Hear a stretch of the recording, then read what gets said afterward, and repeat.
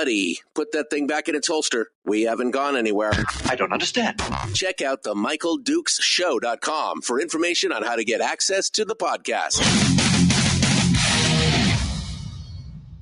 The Michael Dukes Show. I have 2 guns, one for each of you. Firearms Friday. As Thomas Jefferson stated, it is the right and duty of the people to be at all times armed. Say hello to my little friend. I say that the Second Amendment is, in order of importance, the First Amendment. The right to keep and bear arms is the one right that allows rights to exist at all. The Michael Dukes Show. The right to keep and bear arms shall not be infringed. Firearms. From my cold, dead hands. Friday. This is my rifle, this is my gun, this is for fun, this is for fun. Firearms Friday. Firearms Friday. What the heck? How did this happen? How did we get, wow, that was a fast week. I know it was a short week to begin with, but oh wow! If only every week could be this short coming into the weekend, huh? That's good stuff.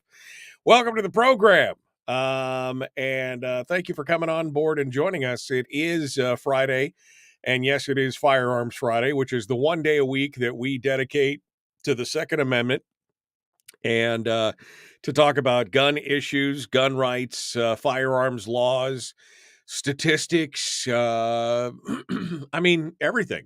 The whole thing is basically dedicated to discussion around, about, and part of the Second Amendment. That's what it's all about. And we appreciate you coming in, and being part of it. It's just another beautiful day here in paradise. Big part of Firearms Friday. Now, I've got no guests today. I know I was working on a couple, but like I said, such a fast week, it kind of got away from me and was just not able to land anything. But that's okay, because being the first Friday of the year, and being the fact that I was off on vacation for the last, 10, 12 days of the year and everything else, we've got a lot of headlines that we can hit on and talk about. So we'll be jumping into it and talking about that. Also on Fridays, one of the things that we love to do is we love to open up the phone lines and talk with you, the listener, and do what we like to call Q&A, gun Q&A. There's no such thing as a dumb gun question. Right. That's the beauty of being able to ask questions and talk about it and have a judgment. What do they call it? Judgment-free zone. This is a judgment-free zone, right? So you could ask questions that maybe you've always wanted to ask about, but you're just too embarrassed. You don't want to walk down to the local gun store and stand in front of the gun counter and ask a question that might be embarrassing. People don't want that. Well, the anonymity of radio and the anonymity of the internet gives you the ability to do that. To come in and ask questions and talk about all the stuff that's fit to print. So we'd love to hear from you. Love to hear what you have to say. Phone lines are actually open already this morning. So if you have a story or a discussion or a talking point, we'd love to hear. We'd love to hear from you.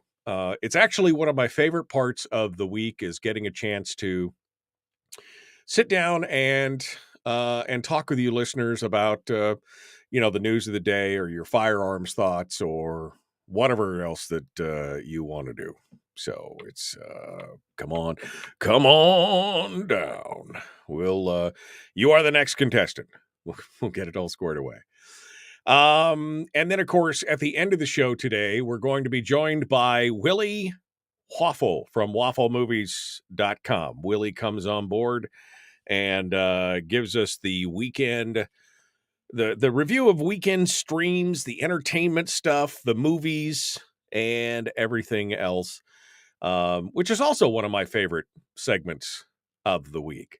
I'll be honest with you, because I could see kind of I get kind of a feel for who's listening to the program and who's not, from the radio, although I think that it probably coincides with the viewership online. We do simulcast the radio show every day on the internet, on Facebook and YouTube and Twitch. It's a 3-way simulcast. And so I could see how many people are watching the various streams and everything. It kind of gives me an idea of, who might be listening out there in Radio Land. And so I don't know why Willie's segments are not as popular as the viewership always declines a little bit.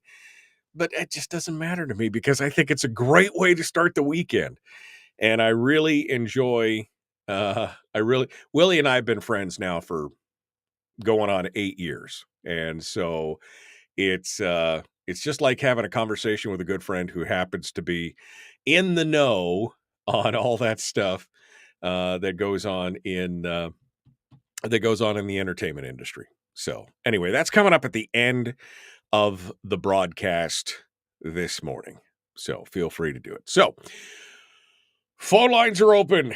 907-433-3150. 907-433-3150. Brought to you by our friends over there at Satellite West. You could find them at satellitewest.com. They can, they'll hook you up like a tow truck. Get you connected anywhere in the state of Alaska, whether it's cell phone service or phone service through satellites, whether it's being able to send text messages, whether it's internet, surfing the internet, or sending emails, or whatever it is, they have got you covered. Just go over to satellitewest.com and get some solutions and find one of your local dealers. There's all kinds of local dealers across the state that deal with the stuff from Satellite Technical Services, better known as Satellite West. Phone number to call is 907-433-3150,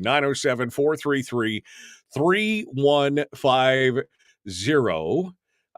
Also want to say thanks. We've had, over the last 3 weeks, I've had several businesses reach out to the program from around the state, down in the peninsula, up in the Mat-Su, who have expressed an interest in joining and sponsoring the program. So we're making a difference. People are obviously hearing about it, and I want to say thank you to them. And we're going to be welcoming some new sponsors onto the program here in the near future, and kind of excited about that as well. 2022 is actually, as far as the show, well, it was 2022 is a pretty good year overall. But as far as the show goes, a good year for the show, especially now that we're, got the new digs all squared away here in the studio with new equipment and some other things. It's, I'm really looking for 23 is going to be spectacular. It's going to be spectacular. And it's going to be, it's going to be fantastic. So we're looking forward to it.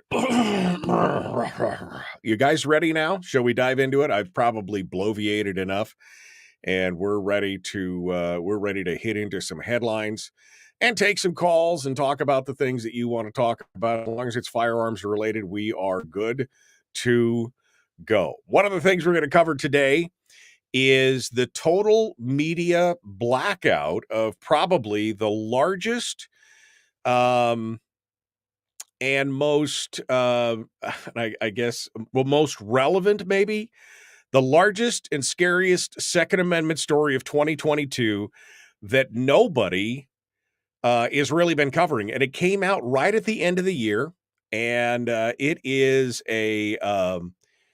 it's pretty spooky. I mean, it's really spooky. So we're going to get into that here in just a little bit. Stephen Gutowski over at The Reload has got published this story back on the 15th of December, and almost no one. And Gutowski is a journalist who probably is the most even-handed journalist when it comes to reporting on firearms issues. He's just kind of one of those, honest voices out there in the wilderness. And he published this story again back on the 15th of December, and it has gotten like zero media coverage. I think Fox picked it up, and one of the other, let's see, I think it was Fox and the Daily Caller wrote something about it. But this whole thing it's shocking. It's shocking in, well, I guess I'm not that shocked in one way, meaning the government and bureaucracies working hand in glove with special interests and people who want to take away your rights. I guess that's not as shocking as you would think based on all the stuff that we're seeing about the Twitter dump and the collusion between the federal government, the FBI, and the DHS and all these and the NIH and all the pressure that was put on Facebook and Twitch and Facebook and Twitter and all these other ones. So that part is not shocking. I guess what's shocking is just kind of the meh kind of response from the news media. So we're going to get into that here in a little bit. I know that's a wicked tease, isn't it? Because now I'm not going to tell you about it. But there have been some other stories that have come out. We're going to do some armed citizen discussions as well. Stories of how a good guy with a gun was able to stop a bad guy with a gun and why that matters. We're also going to talk about how the mainstream media continues to just step in it when it comes to guns and gun arguments and rights and what the law actually says and an apples to apples comparison on things and everything else. And surprise, surprise, surprise, the news media very rarely does a very good job on that. And I just want to make sure, yeah, that's who it was. I just want to make sure because I'm going to tell a story and I couldn't remember the guy's name and it just came to me. So we're going to talk about that as well here on the program. I guess the big, some of the big news, though, right out of the gate, that's close to us would be in the Pacific Northwest, and that is Oregon and their anti-gun measure, which was Measure 114. That was on the ballot back in November, and it was wildly. It was wildly contentious, and the referendum, it was a citizens' referendum or initiative, and it squeaked out a victory on Election Day of 50.7% to 49.3%. I mean, that's how close it was. And it has continued to basically languish because it has faced so many court challenges. This was another example of them passing a law that, where they wanted to get something done and they said, okay, here's what we want. We want the background checks and we want magazine capacities and we want, we want the background check to be stiffer than federal law and everything else. But they put in there was no mechanism on how any of that stuff was going to work once the law went into effect. Like, we want this, but there's a whole underpinning of bureaucracy and there must be funding and there's got to be a mechanism but they didn't put any of that. None of that was in the referendum. So that it would behoove the legislature and the bureaucracy and the powers that be, they got to create whole kinds of things to make that work. And of course, they couldn't get that done in 60 days. There was just no way.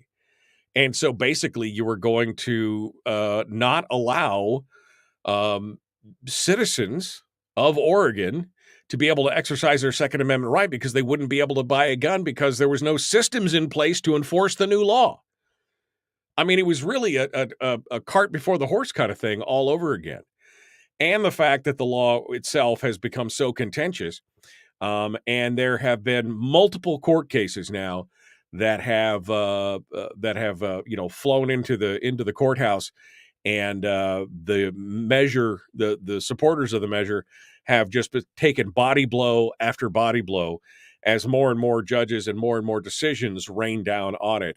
And we're going to give you the details on that here in just a sec. But we gotta go. We gotta go. So we're gonna take a quick break, and when I come back, we'll start off with that story from Oregon. Another body blow for Measure 114. We'll give you some details on that, and we'll take your phone calls. 907-433-3150. 907-433-3150. The Michael Dukes Show. Common sense, liberty-based, free-thinking radio. We'll return with more right after this.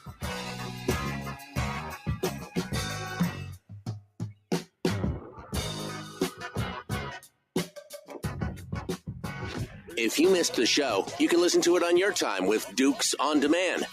Oh, and it's free. Like America used to be. Streaming live every weekday morning on Facebook Live and MichaelDukesShow.com. Well, how y'all doing this morning? How you guys doing? How are things going? How is it all happening? Good morning.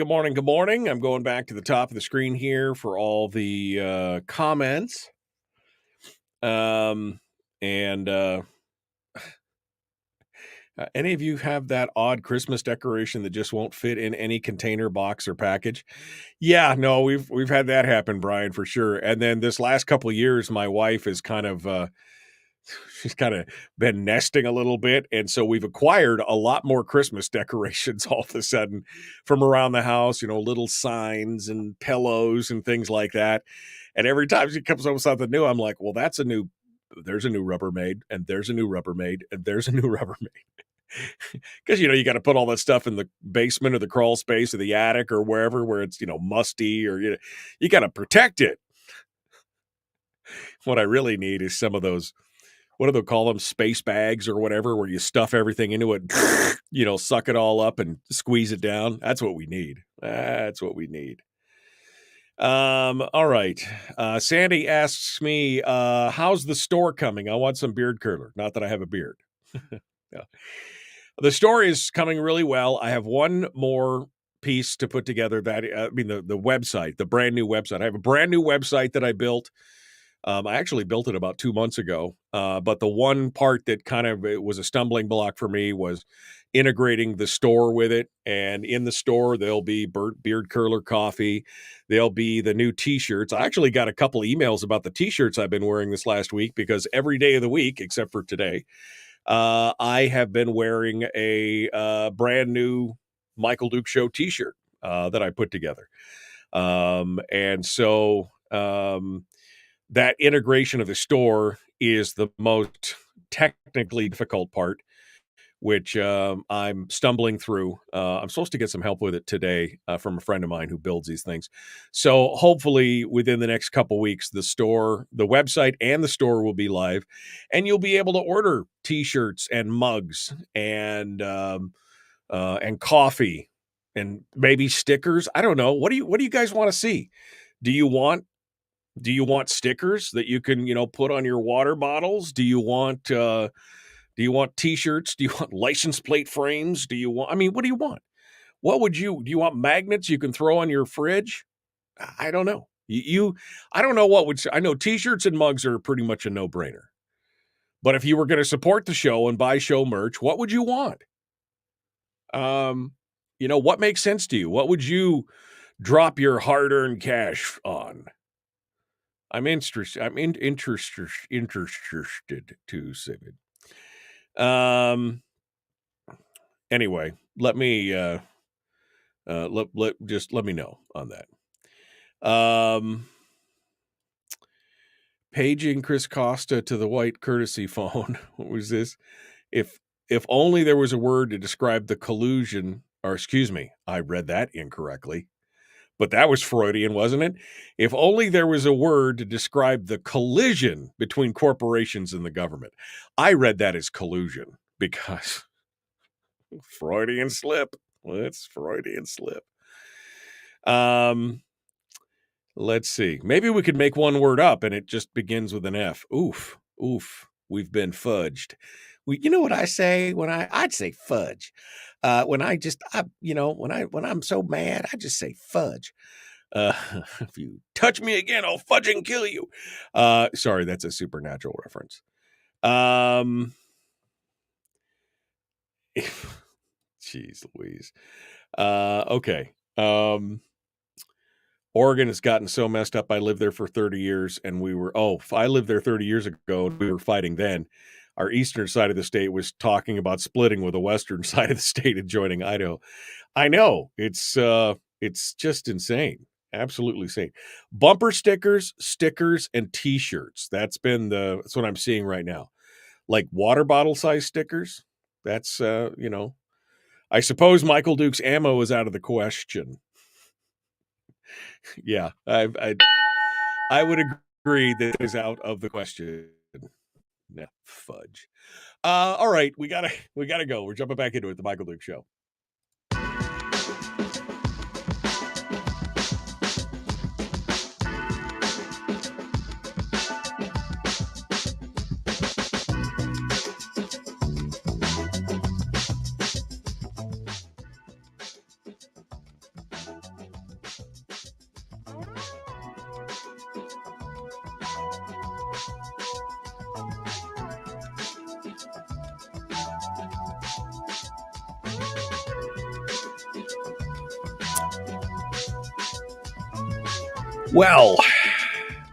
Well, howdy. I'm not a cowboy, nor do I play one on TV, but that's okay. We're jumping back into it here. It is the Michael Duke Show, Common Sense Radio, and it is Firearms Friday. Firearms Friday. Our chance to chat about all the good stuff that we want regarding the Second Amendment and more. And you know what I'd like to hear from you today about? I was just thinking about it while I was talking to people, because I can multitask occasionally. But while I was talking with people in the chat room, I was thinking about what would I want to hear from you about today? And one of the stories that we're going to talk about is the media, the talking heads, right? The talking heads in the media and how they continue to just barf up inaccuracies, false information, just sometimes completely inane things that are actually so far from factually true, it's embarrassing that these people should call themselves journalists or advocates or whatever they are. And we're going to cover that in just a little bit with MSNBC. They are continuing to, Tom Knighton over at Bearing Arms said they continue to beclown themselves on the gun discussion. Which beclown, that's a word that I have not heard. They continue to be, methinkest thus thou continue to beclown thyself. To beclown. I actually love that word now. But, I think what I'd like to hear is maybe some stories or your recollections of some of the most inane and obvious and blatantly false things that you've seen come across on the major news services or the cable news channel or on radio or whatever, where somebody says something that is so blatant, you're just like, what? No way.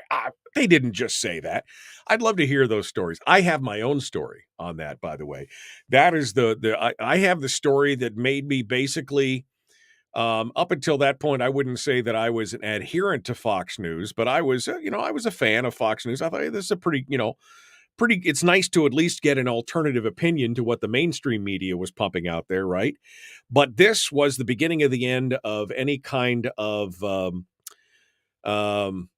fidelity or loyalty that I felt to Fox News, the story that I'm going to tell you in a little bit. But we're going to get to that. Before we went to break, we were talking about, so call in if you want to with your stories of, things that you've seen on the news, on the internet, on the websites, on the broadcasts or whatever, the news wires of these various organizations, that things that make you go, what? So I'd love to hear that. 907-433-3150. But before we went to break, we were talking about Measure 114 in Oregon. Now, that was, again, a referendum that was on the ballot that did a couple different things. First of all, it set up a gun purchase permitting scheme, meaning before you could purchase a gun, you had to apply for a permit from the state and receive that permit to simply purchase a gun. There's also a background check component on it, which basically says, I mean, federal law is that if you step into a gun dealership, an FFL, a federal firearms licensee, right, an official, then you have to fill out the 4473, which is the background check form, and they call it in to the NICS background, the National Instant Check System, which is the most ironically named thing, the National Instant Check System, which is notoriously slow. There's nothing instant about the NICS system, but they're supposed to call it in.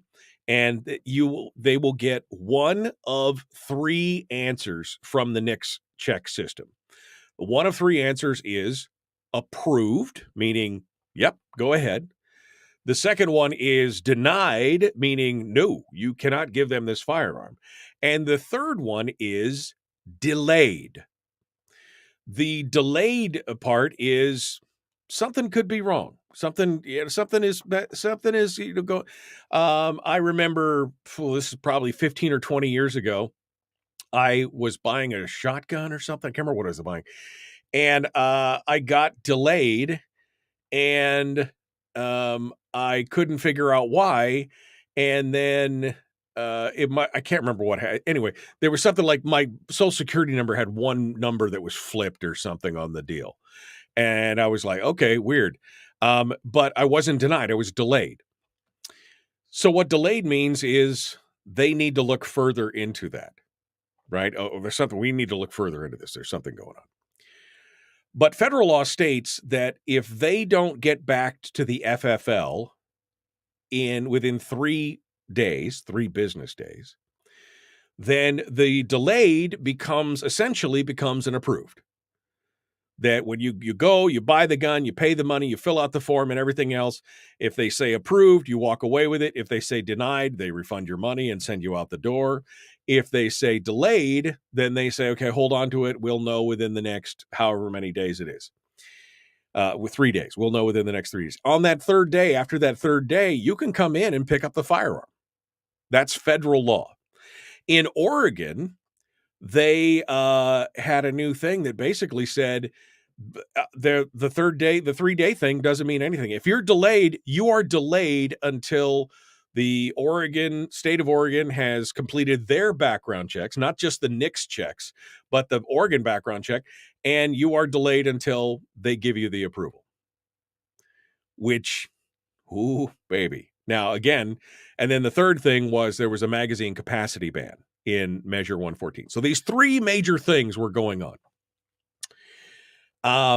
The problem was they said that you had to have a permit to purchase, but they had no mechanism to create there was no permitting process in this state of Oregon. There was no, here's how you do it, here's how you apply, here's how you qualify. None of that stuff had been put together. And the law was set to go into effect 60 days after the referendum passed. 60 days after the passage and the election was certified, it was supposed to go into effect. But none of the underpinnings of this were anywhere to be seen, which effectively meant that if it went into effect on January the 1st, that Oregonians would be unable to purchase any firearms at all. Period. Because there was no permitting system, and therefore nobody could legally purchase a firearm because nobody had a permit to purchase. And they did not have a background check thing where they could, that would be ramped up. This created an absolute gun buying panic, not panic, but a rush, I guess you would say. And it, in fact, at one point, as of December the 14th, the state police were trying to process on that day 38,000 background checks. and they were unable to complete most of those checks within 72 hours, the 3-day limit. It was just insane. So the lawsuits started. The lawsuits started going around. Lawsuits started flying. Gun Owners of America, the Gun Owners Foundation, several individual gun owners and others basically went to court and said, we need to have this entire law placed on hold. One, while the constitutionality of it is decided. Because there are some severe, especially in light of Bruin, the fact that you would need a permit to exercise a right, a fundamental right from the Bill of Rights, is in and of itself. I mean, I'm no constitutional scholar, but I mean, if you had to go fill out a permit to jump on Twitter and say whatever you wanted to say, or on Facebook, or stand in the town square and air your views, or call into a local radio show and air your views, I'm sorry, before we start, can I get your permit number? Right? It sounds ridiculous, but if you had to do that, if you had to beg the state permission, that just right on its face is blatantly unconstitutional. Secondly, of course, it also means that you can't just deny them because you as a government haven't got your poop in a group and haven't got the systems together for what you're proposing. So anyway, the judge in Harney County, his name is Robert Rascio. He basically granted a temporary restraining order, halting he said, first of all, he granted a restraining order on the magazine ban, because that itself is also unconstitutional. That was his first crack at the egg, so to speak. Then just a couple of days ago, he went ahead and halted enforcement of the permit to purchase provision. And those two were kind of combined. And then on Tuesday, he had another chance to weigh in, and once again sided with opponents of the measure, telling lawyers with the state attorney general's office that the portion of the law dealing with background checks on retail firearm sales is also on hold, at least for now. On December 23rd, he heard oral arguments from Oregon on a motion to allow the law's background check provision to take effect, even while the constitutionality of the Measure 114's other elements were decided by the courts. Under the federal law, firearms dealers can sell guns without a complete background check if the check takes longer than 3 business days. That's a practice that Oregon's new law would end. In his opinion on Tuesday, Rascio said he would consider severing the background check provision of the law from the rest of the measure only if the permit to purchase element was ultimately found to be unconstitutional. He stressed that he has not made a final determination on the constitutionality of any of Measure 114's provisions. That's pretty good news. And again, there's still this rush for people, 38,000 background checks in the backlog right now, because people are like, I'm just not this. No. He was not the only judge, by the way, who has ruled against this. There was, where was the comment? There was another judge who had also ruled against a portion of the law. So, I mean, it looks like Measure 114 may be defanged, may be slowly going away. The problem is it's slowly going away. It's a long way from being over, and they have a long way to go before gun owners in Oregon can be confident that they're not going to be subjected to any future infringements or current infringements on the right to keep and bear arms. But it's nice to see the courts exercising some common sense now. I mean, isn't that, well, we got the 2 judges in California who keep ruling against the state of California over magazine bans, only to be overturned by the Ninth Circuit Court, by the way, an en banc panel, not just the Ninth Circuit Court. Even the Ninth Circuit ruled that it was okay, and then they had a multi-judge en banc panel come on and overrule that judge.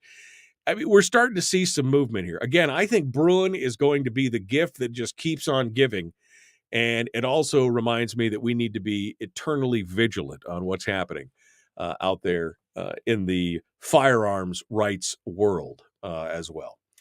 All right, we got to go. We're going to be back in a moment. We'll continue our discussion. I think we'll talk about some armed citizen stuff, and I'm still looking for your calls on stories. I mean, I got this new story, the big clown. This is, again, my favorite new word. MSNBC guests beclown themselves on gun discussion. And, of course, the media outlets are just as guilty of this as anything else. We're going to continue to talk about that and more, plus armed citizen. It's all directly ahead. The Michael Dukes Show. Common sense, liberty-based, free-thinking radio.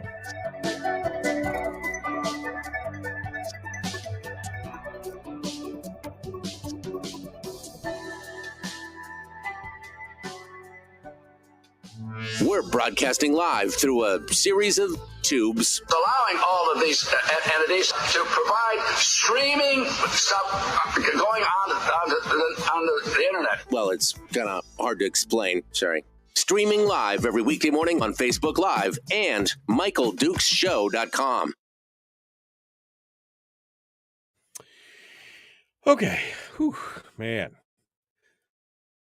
A bit of bloviation. I don't want that. Okay. Daniel says, thank you, man. Daniel says that I appreciate your Willie Waffle segment. I personally don't keep up with the movie and TV happenings, so Willie summarizing for me is fantastic. I know, me either. Like, I don't care about the Kardashians or the things that, so it always gives me a little bit of insight into what's happening in the entertainment, things like that. But yeah, I appreciate that. It's one of my favorite times of the week, and I'm going to keep doing it. Even if it was just me and Willie and nobody else was listening or watching, I would still do it. I would still do it.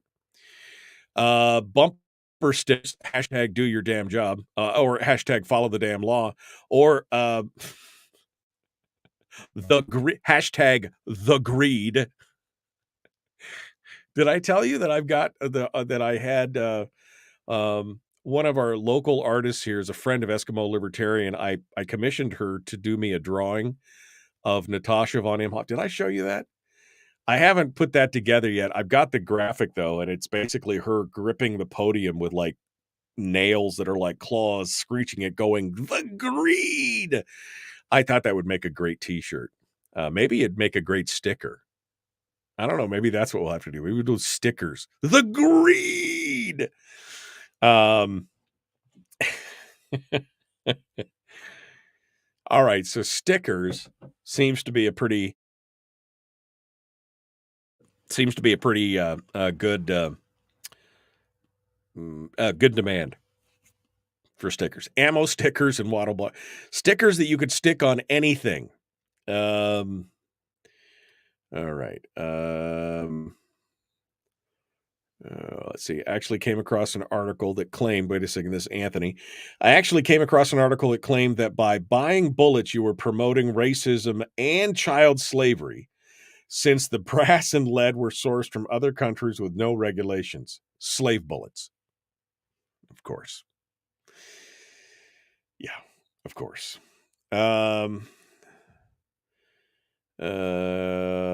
Okay. Delayed means, oh man, I actually got to turn on this computer and do my job. Yeah, exactly.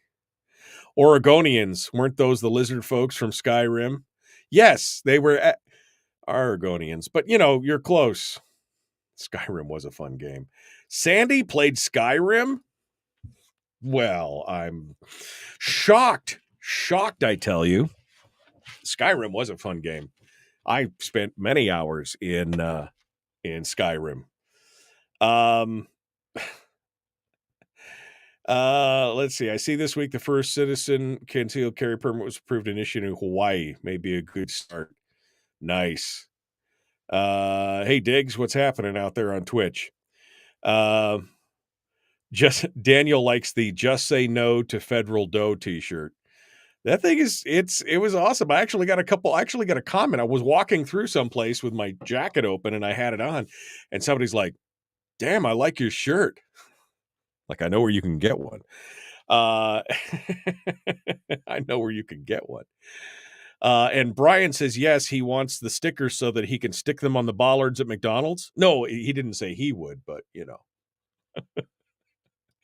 you go through the drive-through and there's a Michael Duke Show sticker at the Starbucks thing. You guys are killing me. But you know what? I might do that. We'll do the one with where the logo, the oval logo has the bird underneath it. Like that. How about that? You need little ones, so you have little beard stickers. Big ones, so you have big beard stickers. And we'll do the t-shirts and the mugs too. Man, it's all good. All good. Why is that shocking, says Sandy. I also played Xena back in the day. Loved using the chakram. I don't know. I don't, you know, Sandy, it just didn't, I guess it's just one of the, you know, I don't know. I don't know why it was shocking to me. I don't know why, but awesome. Fellow nerds unite. I've been playing video games since 1981, maybe 79. Because I think I was probably, I mean, I remember the first gaming console that we got. My dad actually brought one home because he was a manufacturer's rep and he got one as a sample or something. It was like, I mean, it was literally like Pong. That was the first video. Boink, boink. You know, you had the little paddle, you twist the thing back and forth on the screen. I mean, I've been playing video games since then and loving it. So it's, you know, I just figured that I'm weird here, you know, that probably most of the listeners of the show don't care that a 53-year-old man loves to play video games on the weekends to relax, but that's me. That's me.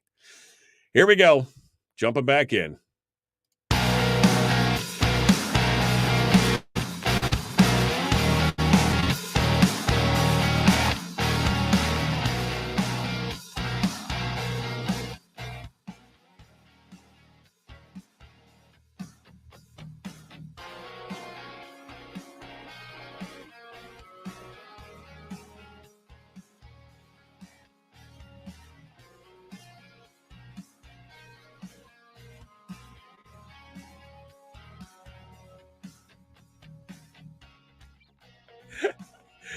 This whole thing took a weird turn during the commercial break. We all got talking about video games of all things during that. Everybody's sounding off now on the first video game that they remember playing. I mean, I guess it's not unusual. I mean, this is a total sidebar from Firearms Friday. But I mean, I've been playing video games since it must be 79. 78, 79. Because I remember my dad brought home the first, it was Pong, right? It was, I don't remember the brand name. Bill says Telstar Pong. But remember, it had the little thing you held in your hand that had the knob. You'd twist back and forth, and the slider on the screen would, you know, it was like a air hockey table almost on the screen, and the thing would bounce back and forth. You know, anyway, we got talking about video games, and probably would shock many of you to know that this dedicated radio commentator spends at least a couple hours every weekend playing his favorite video games to relax. Just because it's fun. I enjoy it. Castle Wolfenstein. 3D. I remember when Castle Wolfenstein was... I remember playing it on Apple IIe, or Apple II Plus. Was it E? It was Plus before E. I can't remember. Back when it was on Apple, I remember playing that 2D version of top-down 8-bit Schweinhund. Castle Wolfenstein. That was some fun stuff. It was. I'm a grandpa gamer from way back. Anyway. So much fun. That and Oregon Trail. Remember playing Oregon Trail I mean, that was back when it was basically just like a turn-based choose-your-own-adventure thing. You'd make a choice, and it would take you to another screen, and then you'd make a choice, and it'd take you, and it, depending on which choices you made, whether you died or not on the Oregon Trail. Oh man, that was a brutal game, brutal game. All right, let me come back to where we were talking about here, and that was firearms. It's Friday after all.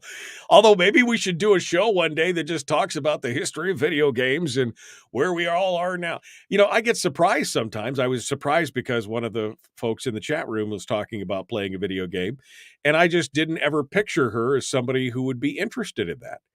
You know, because some people are so disdainful of video games. I couldn't be bothered. And, you know, others are just kind of ambivalent to it.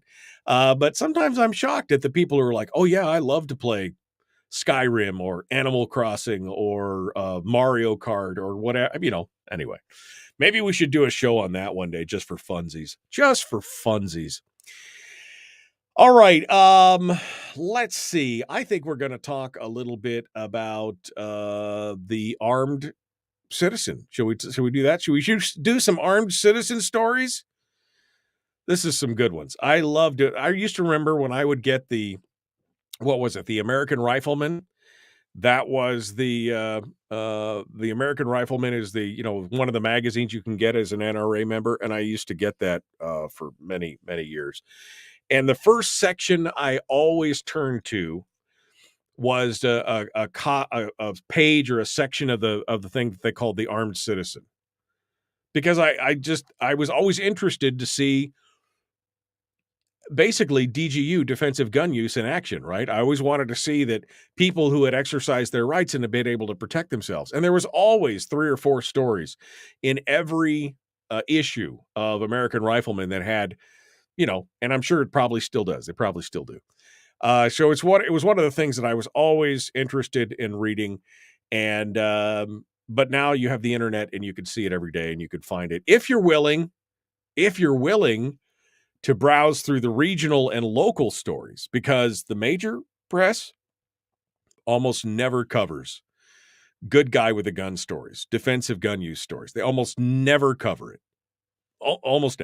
The Greenville Mall shooting was the biggest anomaly, and that was up for what? A day or two before the news media dropped it because it didn't fit their narrative. Anyway, here's a good story. A Florida man, it's a good story when it starts with a Florida man. A Florida man is in jail and facing multiple charges after allegedly assaulting and shooting at 2 women outside of a bingo parlor in Escambia County before armed patrons were able to stop the attack. 38-year-old Lee David Wilkerson is staring down a litany of charges, including aggravated assault, possession of a weapon by a convicted felon, surprise, surprise, and trafficking amphetamine. But thankfully, he's not facing any murder charges, in large part because of the swift action and quick thinking of 2 concealed carry holders who were at a bingo hall when Wilkerson allegedly attacked the women, according to WKRG in Florida. Deputies say they spoke with a victim who said Wilkerson had shot at her and a friend. The victim said she went to the business to get jumper cables for her mother who was playing bingo inside. She said she saw Wilkerson and another female standing outside of the business. According to the arrest report, the victim asked Wilkerson if they could go inside and tell the victim's mother her daughter was here to get jumper cables, and Wilkerson told her no. According to the arrest report, the victim and her friend began to walk inside to get her mother, at which time Wilkerson and the other female began acting strange. The victim said at that time that the woman started attacking her. The victim said that it was when Wilkerson removed a small handgun from his right side, took the firearm, hit her on the left side of the head. One of the victims said Wilkerson then pointed the firearm at her and the other victim and began shooting towards them. According to the arrest reports, one of the victims ran inside the business and the other went back to her vehicle and left the business. According to the victim, inside she heard more shots being fired as she entered the business. A witness told police that shortly after the victim ran inside the bingo parlor, Wilkerson walked through the doors of the parlor as well. That's when he was confronted by 2 individuals who had their lawfully carried firearms with them. They held him at gunpoint until deputies arrived. They arrived at the business. They saw a white male wearing a gray jacket and blue jeans lying on the floor with two unknown citizens holding him at gunpoint. Everybody started saying he's the one who was shooting. They detained Wilkerson and found a large baggie containing a crystallized rock substance and a fixed blade knife. They said that the crystallized rock substance tested positive for methamphetamines. So, I mean, this sounds like this could have easily turned into a nasty, nasty situation. A guy on meth, big fixed blade knife, and a gun, and a whole baggie full of rock. I mean, and they were able to stop this without a single shot being fired. That's a pretty good setup right there. All right, let's go over to the phones real quick here. Sorry for making you wait, caller. Who's this? Where are you calling from? Hey, Michael, it's Travis from Fairbanks. Hello, sir. What's on your mind? Well, I just wanted to backtrack. You were talking a little bit ago about if you get delayed, the 3-day wait. It's not true for all places, even up here in Alaska. I know sportsmen will hold that firearm until they get an answer back from the NICS system. Well, that is, you are true on that. They have the ability, the FFL can release the firearm to you after 3 days, but that is their choice at that point. You're right. I should have made that more clear. Yeah, no, I mean, I just was listening and heard it and figured I'd let other callers or people that are listening know that. Yeah, which quite honestly is why, I'll be honest with you, this is why I've never purchased a firearm from Sportsman. I bought firearms from a lot of different dealers and some box stores and everything else. I very rarely get delayed, but if I do, I didn't want to have to deal with that. And that's why, I recommend people develop a relationship with their local FFL, and then you'll probably won't have to deal with stuff like that. Hey, my friend, hold the line for just a second. Don't go anywhere. Folks, we're going to be right back. We got hour 2 dead ahead. Willie Waffle at the end of the hour. When we come around the corner, we're going to talk a little bit about the talking heads on news media and what they're saying. And we're going to talk about the total media blackout on probably the most important and scariest story revolving around the Second Amendment last year. We'll be back with more of The Michael Duke Show. Common sense, liberty-based, free-thinking radio.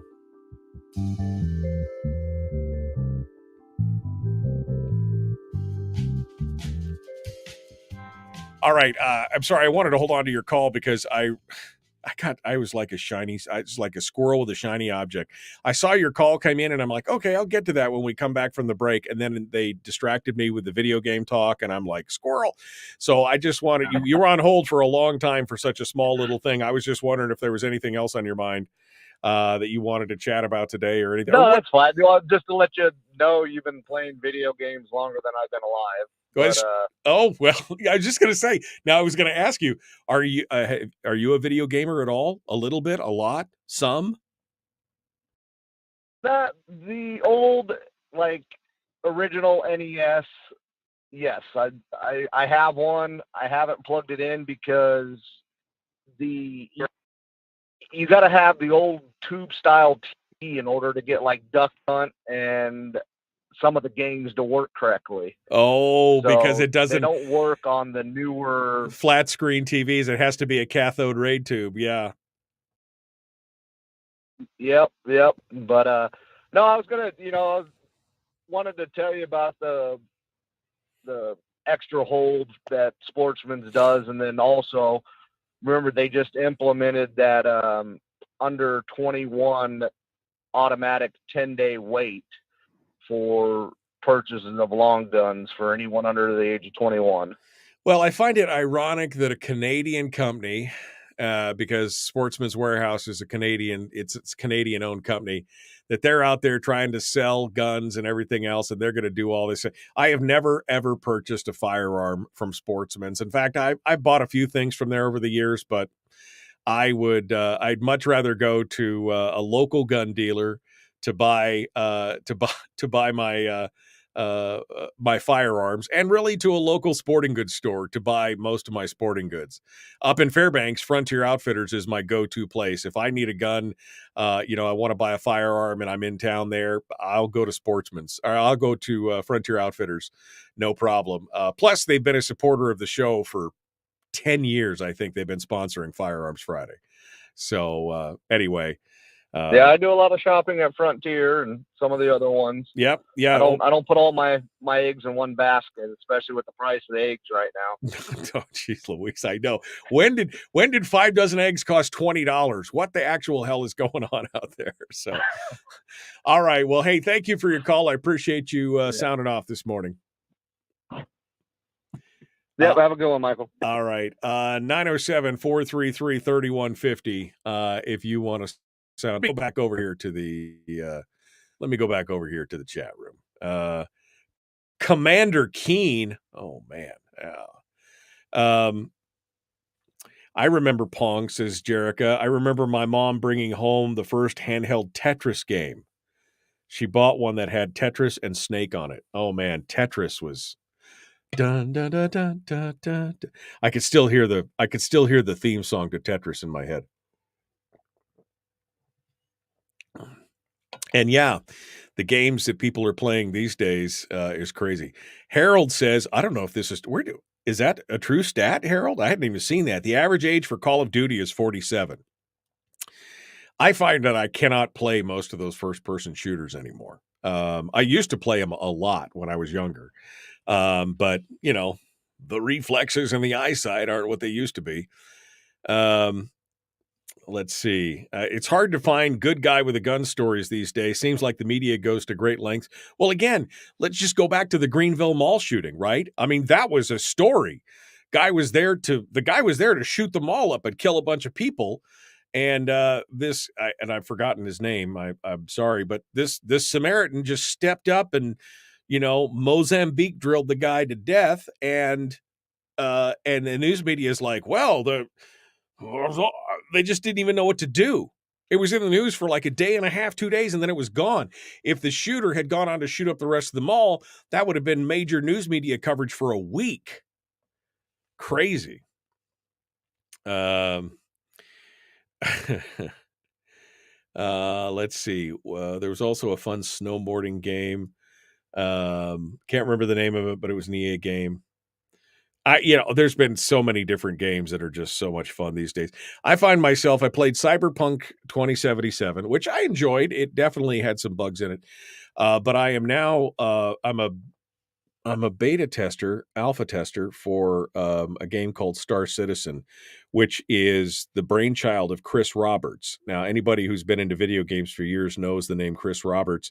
He's the guy that created Wing Commander, Freelancer, Privateer, the space games. I'm a science fiction nerd, right? So I love it. And this is an open world science fiction simulation, and it's called Star Citizen, and it is amazing. It's buggy as hell right now. It's in alpha, but it is amazing. I love it so much. I didn't get a chance to play it over my vacation as much as I wanted to, but I probably played it for 15 hours over the course of 12 days. It was a lot of fun. I enjoyed it. EA games are pretty cool. My dad used to play golf. I mean, World of Warcraft, right? I played World of Warcraft since the original vanilla first round of. I think I got my 20-year little token from World of Warcraft for playing for 20 years. Oh man. Our daughter has no interest in video games. Our one son is a gamer. The others are sometimes gamers, but get bored with it. Yeah, and that's how it is for some kids. Some kids love it. Some kids are like, well, I like to game occasionally. And some kids are like, no, I'd rather go outside or do this or, whatever. I think it's great. I think it's fantastic. 3 Bears for Guns, says Chris. That'd be the place to go. 3 Bears for Guns. All right. We got to relationship with teachers of our kids, but with local gun peddlers, maybe not. Local gun peddlers? That's such a negative connotation. That's just crazy. All right, here we go.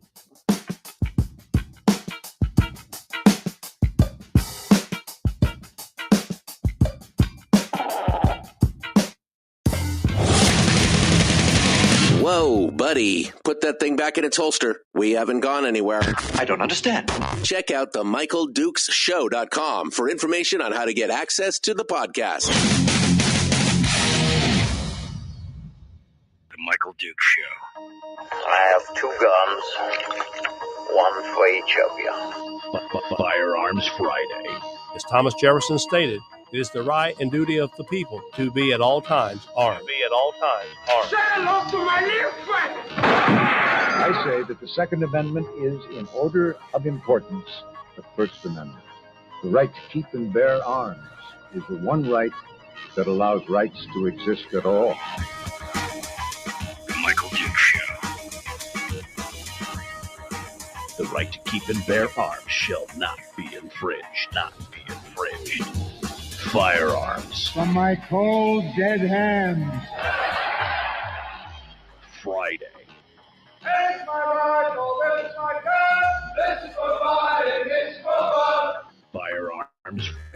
Firearms Friday here on the Michael Dukes Show, broadcasting live across the state of Alaska on this, your favorite radio station and or FM translator, and around the world on the internet at michaeldukeshow.com, where you'll find the audio-only live stream, plus links to Facebook, YouTube, and Twitch, all our social media streams where we simulcast the show, and, of course, links to the podcast, which are available each and every day for your downloading and listening pleasure. Hour 2 of the big radio program, it's gun Q&A all day, meaning we're taking questions, answers, topics, discussions on firearms at 907-433-3150, 907-433-3150. If you would like to call in, we'd love to hear what you have to say.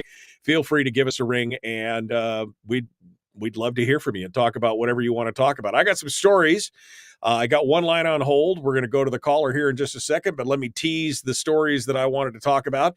Number 1, this is the headline, and I love this thing. MSNBC beclowns themselves on gun beclowns themselves. I'm adding that somewhere to some lexicon.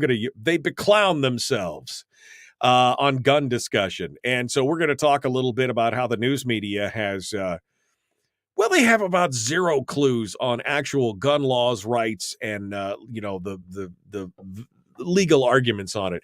And I've been asking the callers today to call in. And if you've got a story about that, I'd love to hear, if you were ever watching something and it sticks in your mind. I have one story that I'm going to talk about in regards to that. And then there's a total media blackout on probably the scariest and most relevant Second Amendment story of 2022. It came out right in the middle of December. Stephen Gutowski over at The Reload, who's one of those rare, honest journalists in about firearms-related journalism, published some bombshell revelations about the CDC.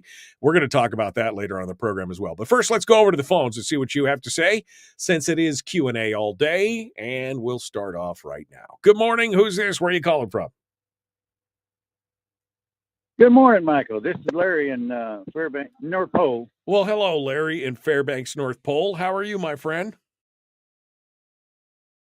Oh, I'm plugging along. Good to hear it. Good to hear it. You're back. Yeah. You're back all healed up. Well, it'll take a while. All right. What's on your mind today? Well, one of the guys at hunting camp bought a Ruger 375 Ruger cartridge rifle. He lives down in the Glen Allen Carver Center, and he went to the store down there and $200 for a box of ammo. So he's dumped on my shoulders. Can you find any ammo or brass to reload? And so here I am looking for brass. So you're looking for brass for the 375 Ruger. Yeah. And I've called all over the lower 48. Can't seem to find any.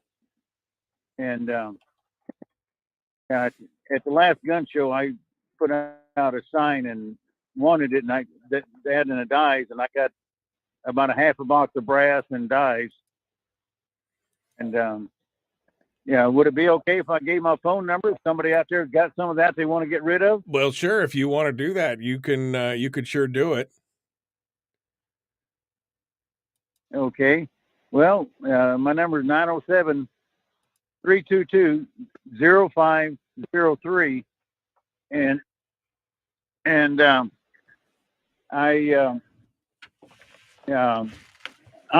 about ready to clock in at work. Right. But after about 5 o'clock, if anybody wanted to call me and or on weekends, at that number, I'd. Well, I will appreciate. I will tell you, Larry, that I just Googled it for you, and you can get Hornady 375 Ruger brass. They've got boxes of 50 available right now. Coastal Firearms has got it for sale. They'll mail it to you. But I can tell you right now why it is $230 a box for ammo, because 50 brass cartridge for 50 brass for 375 Ruger is $80 for 50 brass cartridges. The cartridges are $1.30 a piece. I'm computer illiterate, but one of my shooting buddies ordered 2 boxes from them a month and a half ago, and he put it on PayPal. And after 5 weeks, PayPal contacted my buddy and said, we think this is a scam. Oh. Well, and there's another one that was down in Texas that did the same thing. They would never answer the phone, and would only do it by computer, email, whatever you call all that stuff. I don't do emails or nothing like that. I'm, me, Mike. I'm computer illiterate. You're a Luddite. And, you still have a flip phone, Larry. I know you. You still have. Yeah, I do. All right, Larry, give me give your phone number one more time before I let you go. Okay, 907-322-0503. And evenings and weekends. While I was driving in to work, Travis was right about Sports and Warehouse, and after it went past 5 days, they made me fill out another 4473 form. Oh, really?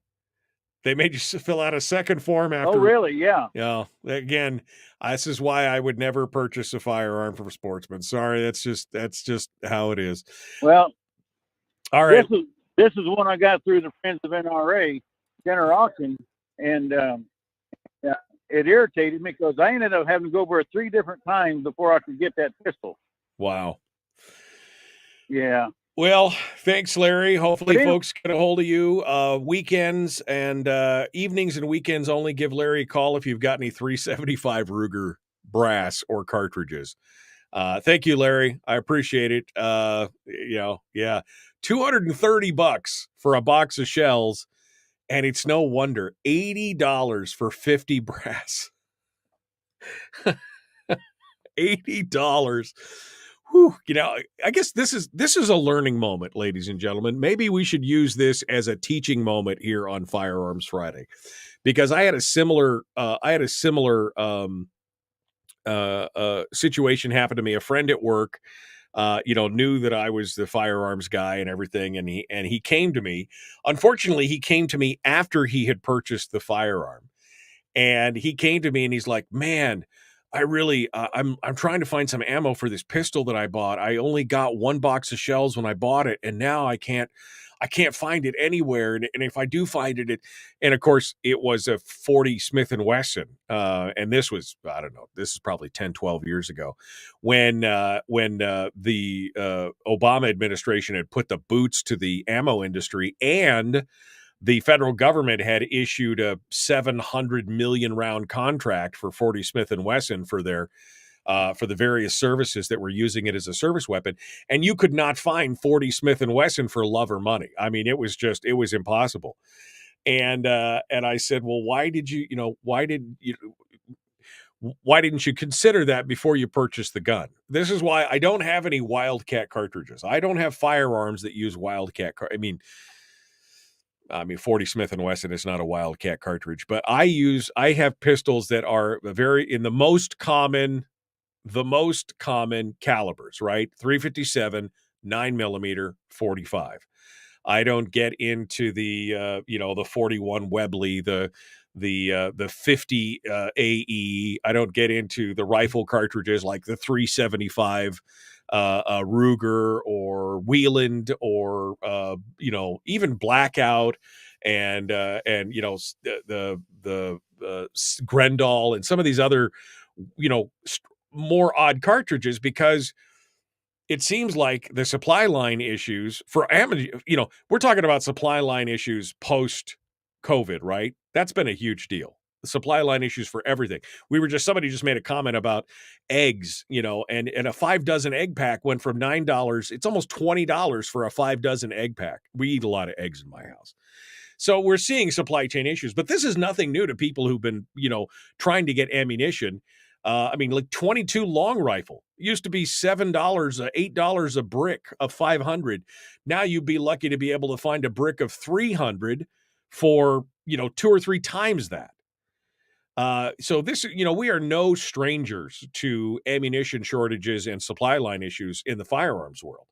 So I guess here's my piece of advice to you. Before you buy that next gee whiz hunting rifle or pistol that you read about that sounded great and everything else. I mean, and on paper, by the way, the 375 Ruger sounds like a great cartridge. It's a standard length rifle cartridge designed for hunting. It's designed to provide an increase in performance over the 375 H&H cartridge, yet chambered in a standard length action rifle. Right? So that sounds like a good deal. If you can get it for $280 a box of 50, right? If you can get it. Or maybe not even 50, probably, what are they, probably 25 for, I haven't bought rifle rounds for hunting rifle rounds for a long time, but, it's insane. So don't go out and buy the next gee whiz pistol in some kind of weird cartridge or one. At least check the ammo prices. Like go check what the price is on 40 Smith & Wesson before you go buy that new 40 Smith & Wesson. Go check out the price on 10mm ammunition before you go buy the next, Daytona 10 or the next Glock 10mm. Check the prices on those things. That's part of kind of the due diligence and the research you should be doing before you purchase the firearm. Because if you can't get ammo, you won't go practice. If you can't get ammo, you can't get accessories for some of these, more exotic, calibers or these more exotic firearms. You won't go practice. You won't become proficient. You won't be used to it. So it's something to think about. I'm glad Larry called in with that, because it's something that a lot of folks don't think about. They love that. I mean, I want to buy this, again, this 375 Ruger. No, I mean, nothing wrong with it if you can get ammo.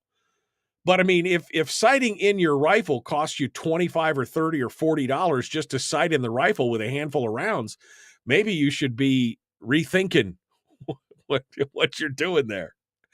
I mean, let's face it. I remember when I was growing up and my dad would complain about the 300 Weatherby, 300 Weatherby rounds being more expensive, than the 30-06. I mean, that was back in the day. I don't even know what 300 Weatherby's going for now, but it was always more expensive. Those cartridges are always going to get you. All right, let's, I want to get to these stories, but let's go to the phones real quick before we do that. Good morning. Who's this? Where are you calling from? Good morning, Michael. This is Patrick in North Pole. Hey, Patrick. This morning. Good, sir. What's on your mind? Question for concealed carry. Okay. I'm wondering, you've got an echo coming back to me, but I'm wondering, is 357 or this new, it's called a Smith & Wesson Shield Plus, but they don't make that in a lefty. Do they usually come out with that in a lefty, or? I don't know. There have been in the past. Smith & Wesson has done some variants that are lefty variants, but I am not sure, quite honestly, of the Shield Plus. It's M&P. It's M&P Shield, right? That's correct. Yeah, let me see real quick. They apparently don't make a left-handed variant, and it's not ambidextrous. And the M&P, they do offer an optional ambidextrous safety, but you have to order that separately. And so you've got to you would have to do that. You'd have to either buy the ambidextrous safety or figure out how to manipulate it with basically your trigger finger, I guess. Okay, well, that can't answer. That's dead in the water then, so have to look for something else. Well, again, you can get the optional ambidextrous thumb safety and try that, but and then you'd be good for the left-handed use, but it's up to you. Okay, well, but the grip and things is still, Yeah, I mean, ambidextrous? Yeah, the grip itself is, the grip is ambidextrous. The grip it's not that different from the left and the right hand, from left. It's not grooved specifically for a right-handed use, from what I can see here. The only difference between left and right-handed operation would be you'd need that ambidextrous safety installed so that you could have the safety on the correct side of the firearm for your thumb to deactivate it. Well, I appreciate that. Otherwise, I could just look at a lighter weight 357 and have it, Yeah. Well, I recommend you go down and pick one up and feel it, and, go to a store that has one and feel it and hold it and look at it and see what it costs to get the ambidextrous safety and do all that stuff as well, Patrick. Go off and enjoy, a little window shopping, as it were. Patrick, thanks for coming in and joining us today. We got to go. We got one final segment coming up. The Michael Duke Show continues. It is your home for common sense, liberty-based, free-thinking radio, gun Q&A all day. We got one final segment. We're going to jump into this story about the CDC. We may have to forego our news media coverage story because we got Willie Waffle coming up. We'll be back. Don't go anywhere.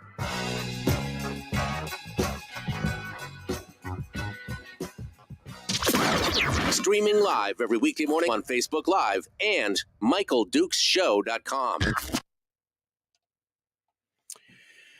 Okay. Whew. Man, got all over the place here. Let me see. I'm scrolling backwards here. Where were we? Greg says, check out the Bullet Farm in Soldotna. Great gun shop. I haven't been there yet. Tell him he needs to sponsor Firearms Friday down there on the peninsula, Greg. Sandy says she can hardly wait to see the Natasha t-shirt. Did I show you guys the graphics from that? Art by let's see, Carla. Here we go.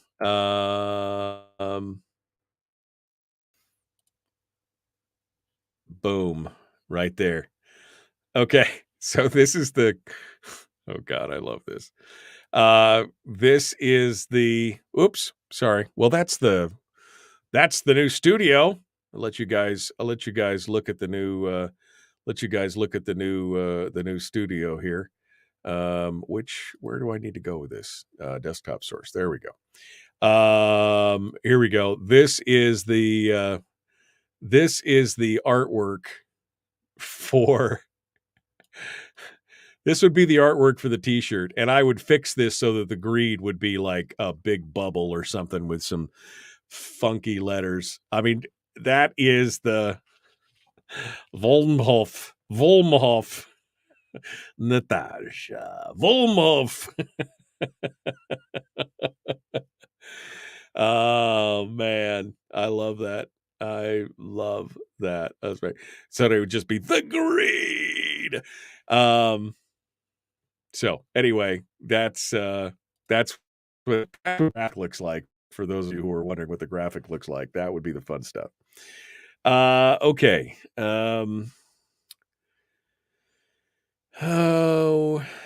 Scrolling through here. Rick, kids were never into games, had the stuff, just sat around, collected dust. Where's Fred? Hashtag where's Fred? Where's Fred from Rhode Island? Yep.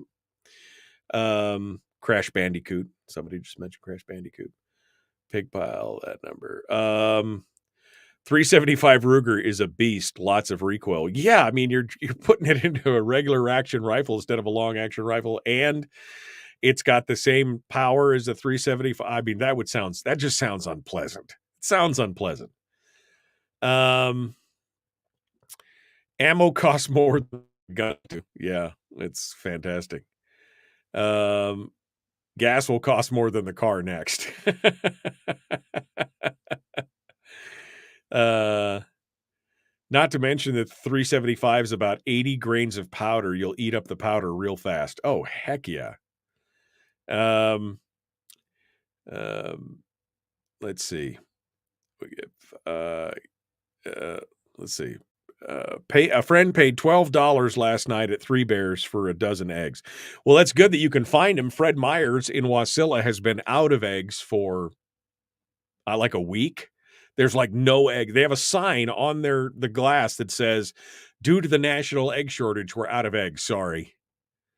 I mean, it's just crazy. Greg says he bench rested a 375 Ruger and 2 rounds made his eye water. He had to call it a day after that. Oh my, I mean, that just sounds unpleasant. Why would you? And you had to pay $10 a round or whatever it is for those things. Why in the world? Dang. Jim says he bought a Ruger PC9 carbine instead of a Henry Big Boy because of the availability of 9mm versus 44 Magnum. Yeah, that's exactly it. Let's see. I like my 1911s best, said Greg. Yeah, me too. Let's see. Is that a single screen at the bottom of the picture? Oh, you mean in the thing? Yeah. That's a whoa, baby. Let me turn that off. Yeah, that's a single ultra wide screen there at the very bottom. But you can split it. You can put multiple windows inside of it. So yeah, it's that what you're looking at there is there's actually between the big screen in the back and the little screen for the camera and the 2 screens up top, that's actually 6 screens. But there you go. Here we go.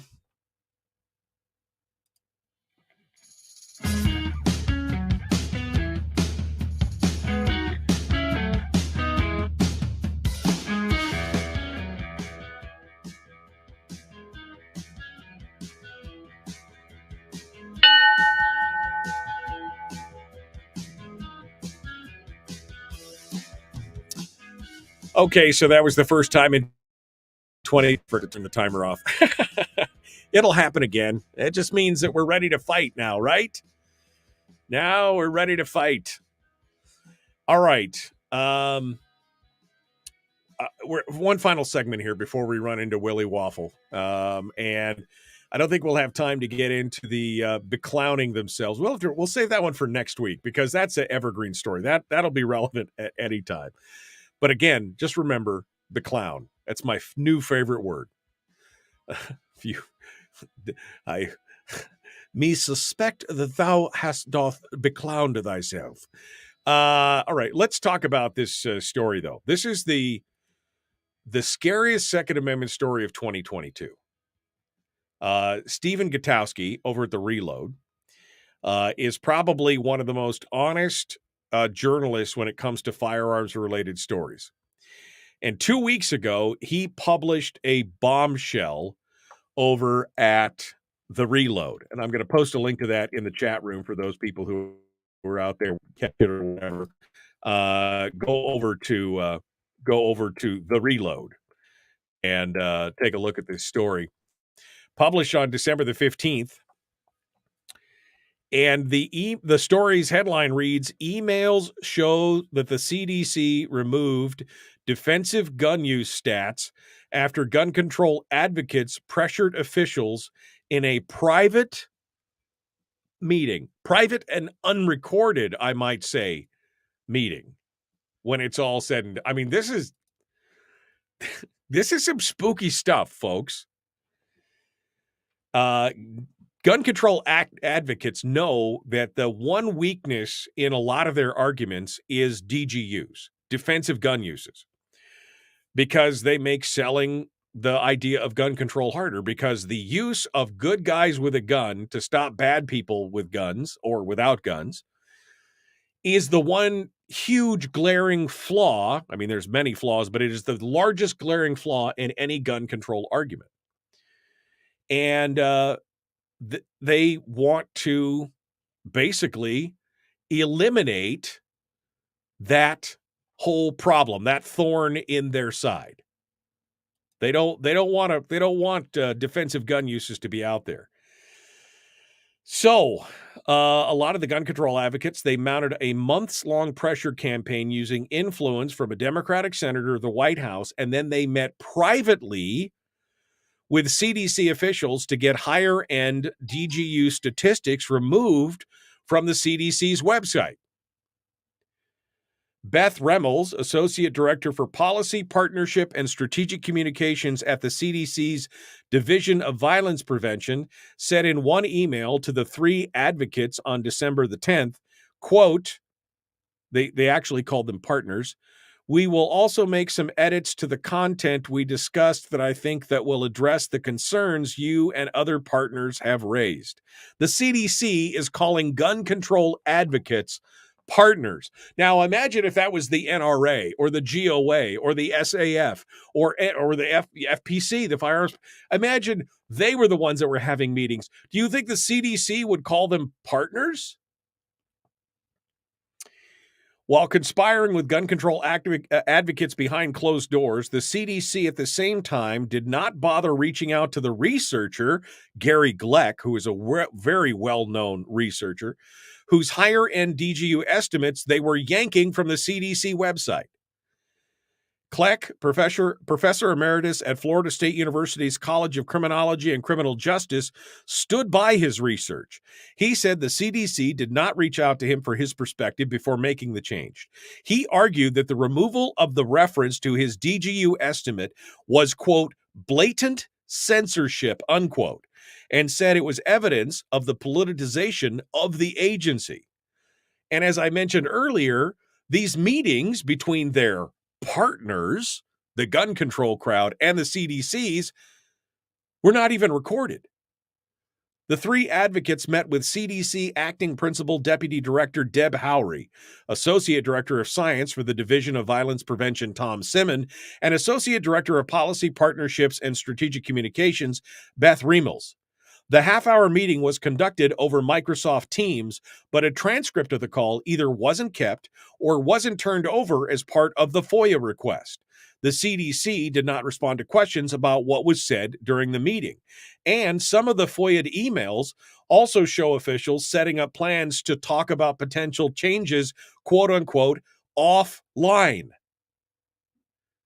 Additionally, 18 of the 131 pages released by the CDC were completely redacted.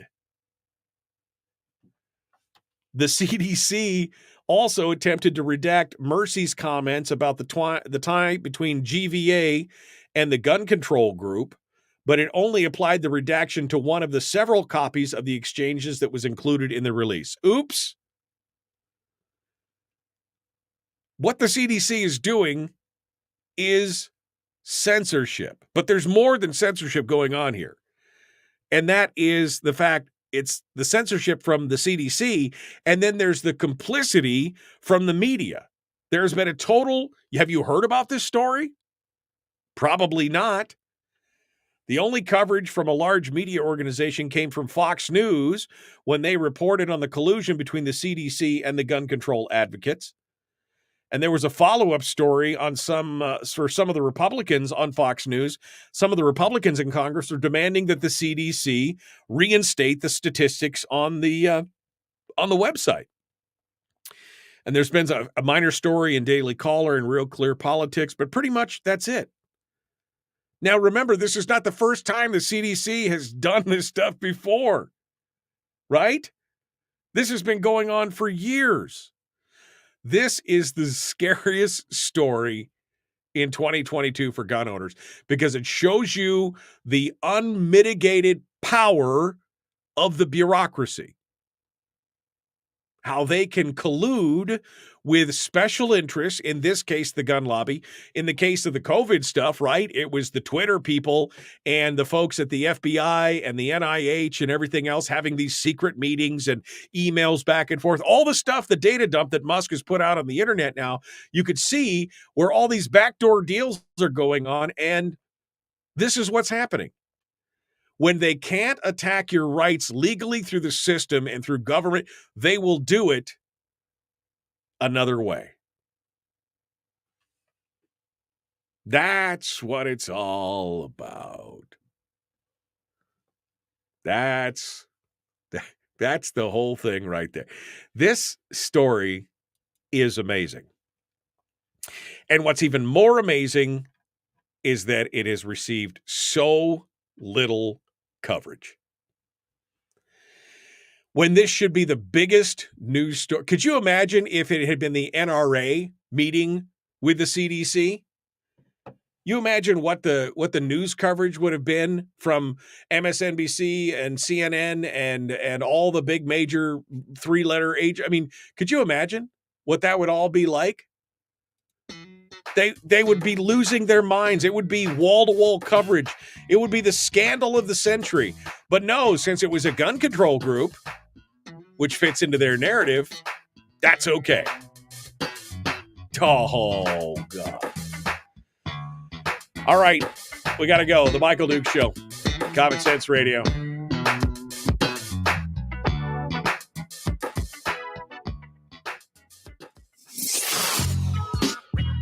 What is that? Common Sense. Regularly heard on American radio. Michael Dukes Show. Radio.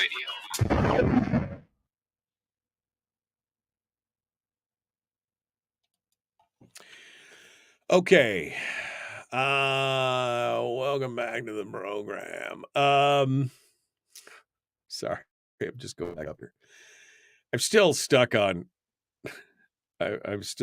Harold's comment about you should get to know your children's teacher, not your arms peddler.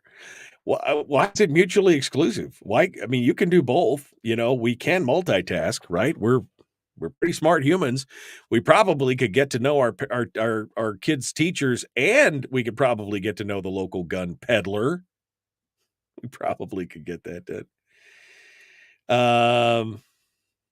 Bet you don't need heat in that room with all the screens. You know, it's actually all these newer screens, they don't generate a lot of heat. These are not the old cathode ray tubes. These are all big do it. But I mean, it's definitely a whole different deal.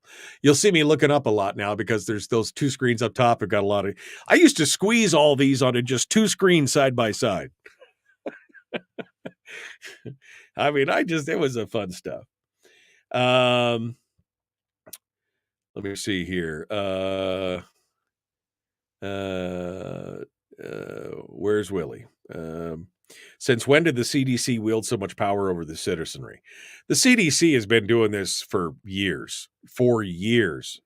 The last time they did this to Gary Kleck, it was 2018. They did something like that. I'm going through here. If they keep screwing around, they're going to start a civil war. What if they are the big bed wolf headed through the woods and over the lofty ground? Okay. That's it. I'm all caught up. Holy cow. I caught up with all the comments for today. So yeah, you guys should enjoy it. I'm getting ready to I'm excited to talk to Willie here in a few minutes because man, did I watch some TV over the holidays. I will not lie. I watched a lot more than I anticipated. I watched all of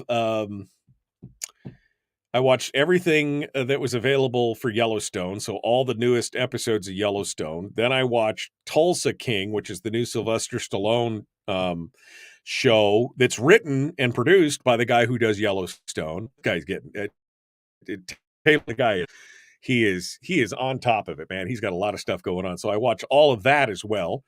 That was amazing. What else did we watch? We finished The Boys. That was wild. What was the other thing? Oh, I watched all of Jack Ryan. I talked about that a little bit. Watched all of Jack Ryan. And now I'm just kind of looking for something. Waiting for something new. So I started, I'm going to talk to Willie about this, but I started the new Yellowstone 1923 with Harrison Ford and, her name just Helen Mirren. And that is, wow. I mean, just unbelievable. So, it's just one of those enjoyable things. And what I love about TV is that, I'm working all day thinking, trying to doing all this stuff. And with TV, I can just kind of, it's that, the actual, when you look at the root of words, right? It's amusement. And what is amusement? What is amusement? Well, amusement is, muse is to think, and the A is the prescriptive A at the beginning of muse means the opposite of. So not to think, amuse. I'm not thinking. That's kind of when I'm watching these shows, I'm just kind of relaxing and not thinking and enjoying the story. And I love that. I know some people don't like television. That's okay. That's okay. That's fine. I enjoy it. Some people don't enjoy video games. I enjoy it. Some people don't enjoy audiobooks or reading or what. I enjoy it. Those are the things that take me out to where I want to be and relax me and recharge my brain. That's what I love. 1923 is fantastic so far. Absolutely fantastic, Bill. I was really pissed when I discovered that there was only 3 episodes. Because me, I don't normally jump into something unless all the episodes are dead, because I just can't stand it. If I want to stay up late and watch something else, I should.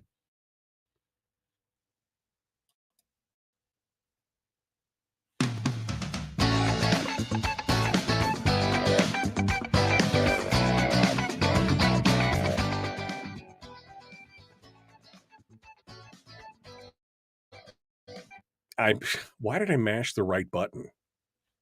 Got the mash button. I see KFAR has joined us early here, folks, during the commercial break there. KFAR went to break or came back from break a little early. That's fine. I was trying to answer the phone call from Willie, and I mashed the wrong button. So Willie is now on hold, ready to go do it. We're about 20 seconds out, and we're going to continue here. Let's try that again here in just a second, shall we? Thanks for coming in for Firearms Friday. Let's lighten things up a little bit, shall we? Let's get back into it. The Michael Duke Show, common sense, liberty-based, free-thinking radio. Now we can do Willie Waffle.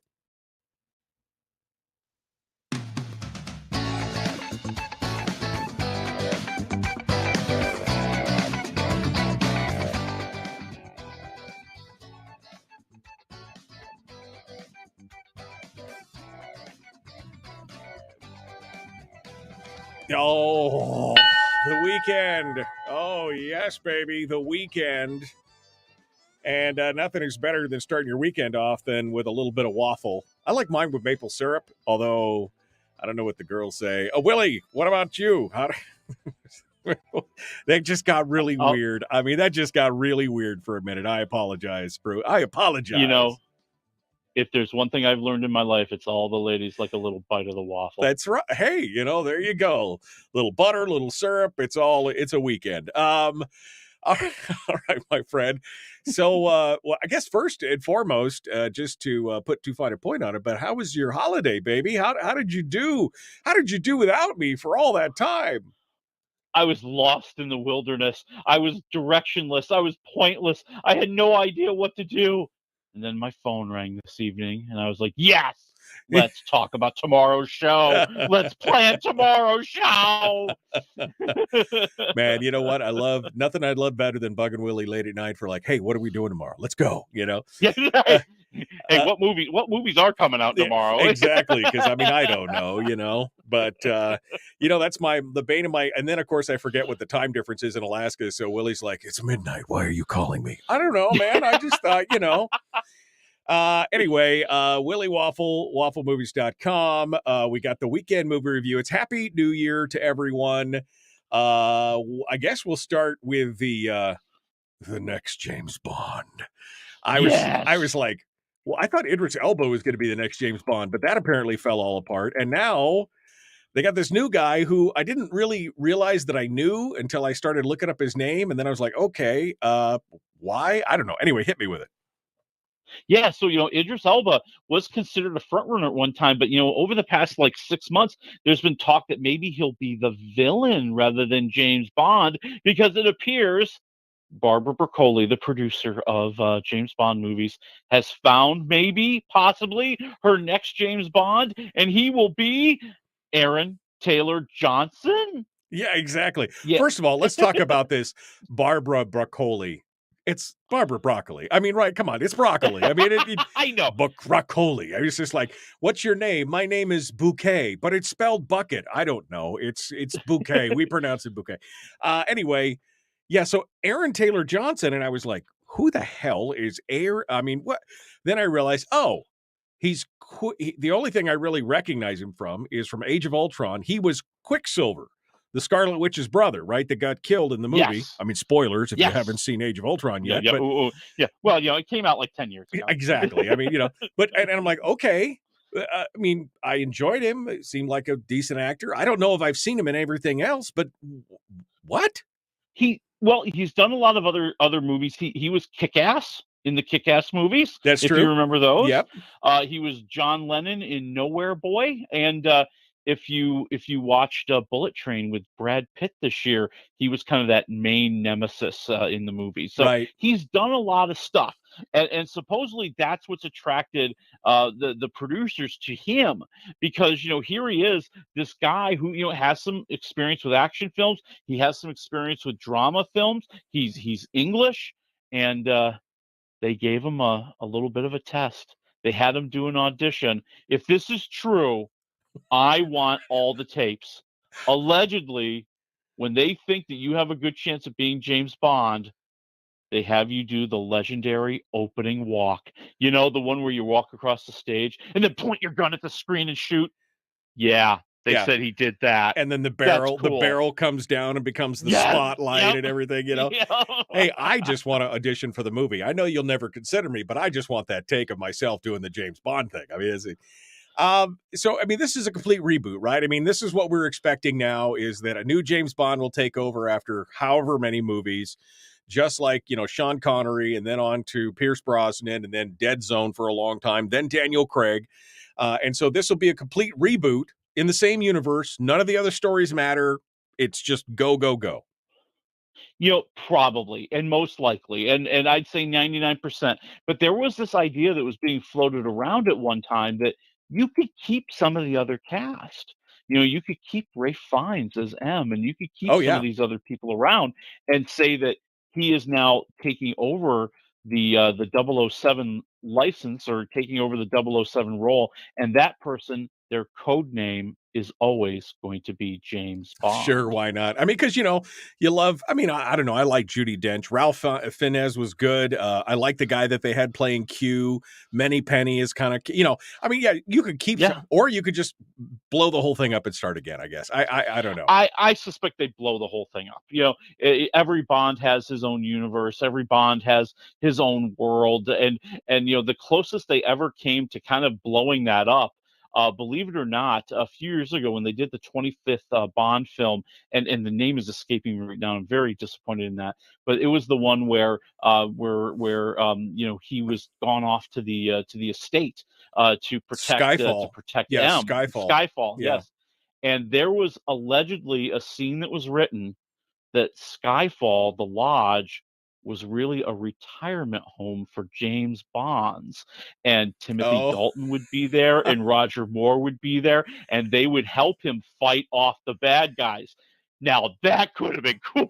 Man, could you imagine? Because who's alive? So Timothy Dalton, Sean Connery, Pierce Brosnan, Roger Moore, they were all alive when Skyfall Yeah, was. yeah. That would have been a hell of Oh, that would have been a hell of a movie. All right. Some of the it might have been cool. a couple of the other names that I wouldn't be mad about would have been Tom Hardy. Ooh, He man. allegedly was in the running pretty heavy. Henry Cavill was in the running pretty Yes. heavily. There are a lot of guys who are out there. So, I think they're kind of floating it. But I'll be honest with you. At this point, if they're floating this name this hard and revealing details like this, either somebody's completely lying or they're testing the waters. It Yeah. reminds me. So this is Willie going into the Wayback Machine and telling you old timey stories. So back when Daniel Craig was up for being James Bond, I had a little bit of a run-in with him. Oh yeah, really? So yes. So he was starring in a movie that was being made in Washington D.C. with Nicole Kidman, and they had a big press event up on the roof of the hotel that was overlooking the White House, and we all got one question. And believe it or not, I did not get the first question, nor did I get the second, the third, the fourth, the fifth, the sixth. You can see where this is going. Yeah. So basically, all questions for Nicole Kidman have run out. But I'm sitting there going, I'm going to make some news. And when it was my turn, I looked at Daniel Craig and I said, Daniel, are you willing to comment on the fact that, or are you willing to comment on stories that say you are about to be named the next James Bond? And it took all the courage in me to do this, right? And he just looks at me and he's wearing these dark sunglasses and he just purses his lips in anger and he goes, no. And then a week later, they named him James Bond. Willie, he's the rebel. I was so close. All right. Well, I guess we'll shut up about James Bond. We burned up a bunch of time on this, but it's I'll be excited to see what I love me a good Bond movie. Who doesn't? Oh yeah, they're great. Yeah. I love them. Hawkeye. Speaking of, we were talking about Age of Ultron and all that. Yeah. So Jeremy Renner, the guy who plays Hawkeye in the Avenger movies, was critically injured in of all things, a snowplow accident. Tell me about this. Yeah, so he has a lot of land out in the Lake Tahoe area out near Reno, and him and his team have like these industrial plows to like clear roads and paths that are on the land. And one of his relatives had gotten stuck in a snowstorm over the weekend, and he went out to help him, and he got out of the plow, and somehow it ran him over. Oh man! And he had severe injuries. The loss of blood was almost catastrophic. They got a medevac helicopter out there, flew him to the nearest hospital, and he has survived. Wow! Now there's no talk about what recovery he's going to need, or let's talk about the obvious. Nobody's talking about whether or not he is paralyzed or has lost a leg or anything like that. Right. But he has been putting out pictures on Instagram from kind of the chest up, thanking people for their support and their help, and that's wonderful. And I hope the guy is 100% fine, and he's able to make it through. But these things are big. If you've ever seen the pictures of the stuff that he has on his property, they've been floating around, on the internet as people have been talking about this incident. I'm shocked he's been able to survive. Wow. I mean, something was looking over him that day. Yeah. Well, of course, this reminds me personally of Anton Yelchin, the guy who played Chekhov in the Star Wars movies and played Odd Thomas. Same kind of thing. He got out of his Jeep Cherokee to check the mail, and he had a big stone gate post next to his gate, and the Jeep popped into gear and ran him over and slammed him up against the pole and killed him. And it's just those freak. I mean, it happens all the time. Freak accidents happen to people all the time, but when they're people that are in the spotlight and stuff, it definitely makes it weirder. And anyway, so our all thoughts and prayers go out to Jeremy Renner. We've got 4 minutes here, so I'm going to go in here and I'm going to talk about the one thing I know my wife is going to kill me if I don't talk to you about it, because she's been bugging me about it for the last 3 days. Tell me about Megan. Oh God, this is the most fun movie of the year so far. Okay, It is campy, it is crazy, it is over the top, it is ridiculous, and it is going to make you laugh, even though it's not technically a comedy. So, yes, this is the one where a toy company engineer, played by Allison Williams, has invented a lifelike doll that is supposed to be like a toy that you can buy and it will become your child's companion. And the company's not all that hot on it, so she takes it home and she has it bond with her niece. And she tells the doll, "You need to protect my niece." And the doll starts to take it very, very seriously. Nobody And it goes all psycho. Nobody read the doll, the 3 Asimov's rules for robots, right? That's I right. yeah, None of them whatsoever. just like I saw one of the trailers and I'm like, ooh, creepy. Oh, ooh, but it's got some dark humor laughs in it. Exactly, and that's what makes it work. I mean, it is such dark humor. I just, they did this really amazing thing. So they have a real actor, a real lady, Amy Donald, who is playing the doll, and then they use a lot of computer graphics to make her look more like a doll or a toy, and some digital effects on how she moves. But they give her all just the tartest lines, like she is the meanest of mean girls. Okay, and so you see her just like demolishing anybody who breaks this little niece's heart, including the big bully. I mean, it really just goes way out on a ledge. And you know what? It's so crazy. It works. I'm going 2.5 waffles. I think it's hilarious. All right. Well, I'm looking at it. 2.5 waffles for Megan in theaters right now, which is going to lead me over to The Pale Blue Eye. Only because, one, I love Edgar Allan Poe and I love Christian Bale. So give me the rundown here quickly. Yeah, so this is a Netflix movie, premieres today, and it's Christian Bale set in like the 1830s. There's been a murder at West Point. He is an old detective who lives in the area who's asked to help solve the crime, and he gets the assistance of a young cadet known as Edgar Allan Poe, played by Harry Melling. And it's a movie that I think they should have focused more on the mystery. I feel it's very slow moving. The pacing is very, very slow. And it's, I think, overly focused on character building. I mean, I want to know more about the characters, but, I really want to see more clues. I want to see more mystery. I want to see that mystery moving forward. And yeah, I want you to flesh out the background materials, but I just feel like they missed the big part of the movie, which is mystery. And then what really upsets me, and I hate this, and I hate to say it, but I hate these movies that are always trying to give me one too many twists in order to prove that they threw you off. Well, this movie is one of the biggest offenders of that of all time. Oh man. Okay. Well, that's too bad because, like I said, I like me some Edgar Allan Poe and I love Christian Bale. So, -1 to 4 waffles. Where are we sitting? I'm at 1.5 waffles. I think Bale's very, very good. Yeah, I like Christian Bale. I mean, the haunted detective. He's got a past that we learn about. We can understand why he's such just an angry kind of guy. And then Melling is trying his best to play Poe as kind of a weirdo, which is what you need. Right, okay, but, right. I already know who Edgar Allan Poe is. I don't need any more. Right. Well, that's okay. All right, so I guess I'm going to have to go see Megan in the theaters, and we'll check it out. Willie Waffle, wafflemovies.com. Thank you, my friend. Good to talk with you. Hey, we'll talk to you next week. We got a Tom Hanks movie next week. Ooh, folks, we're out of time. We'll see you on Monday.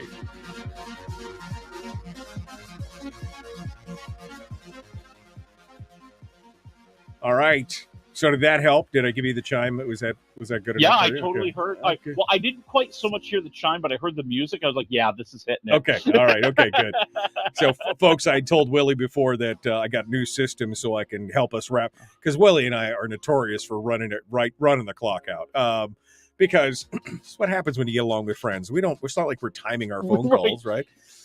So I do not have a clock that I look at when we talk. I really don't, and maybe I should. Well, I do, and I still go over. I mean, what is wrong with me?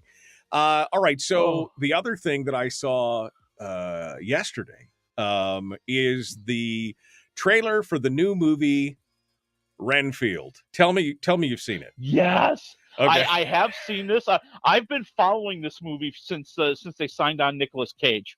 Right. And I just think it's going to be great. I think, it's supposed to be kind of, again, a little bit of a dark comedy. And I think that's going to work. I mean, let's face it. If you have Nicolas Cage in a movie now, it's most likely going to be very So campy. here's this. So here's the setup. Okay, I just want people, because I had not even heard of this movie until I saw the trailer, and I didn't know that it was Nicolas Cage till the big reveal of the end on the trailer. Okay, so Renfield, obviously the classic Renfield, is Dracula's manservant, his thrall, right? And in this case, Renfield is having a crisis and he wants to just become a normal person again. And the trailer shows him in like group therapy and stuff like that. But he's got powers and the big reveal at the end is that Dracula, his master, shows up at the end of the group therapy session, and it's Nicolas Cage hanging in midair. I mean, it was the most campy, funny. I was laughing so hard. I watched the trailer 3 times because I was just like, that is the funniest thing ever. The guy's name is not Eddie Redmayne. What's the guy's name from Warm Bodies? It's Nicholas Hoult. Nicholas Hoult, going to be Renfield. Yep. Yeah, and so the guy from Warm Bodies, and he played the Beast on the X-Men franchise. Kind of the reboot. Or X-Men, baby X-Men. The Academy, X-Men School, whatever it was. But it looks so good, man. It looks so good. I can't wait for you to tell us more about that as it comes about.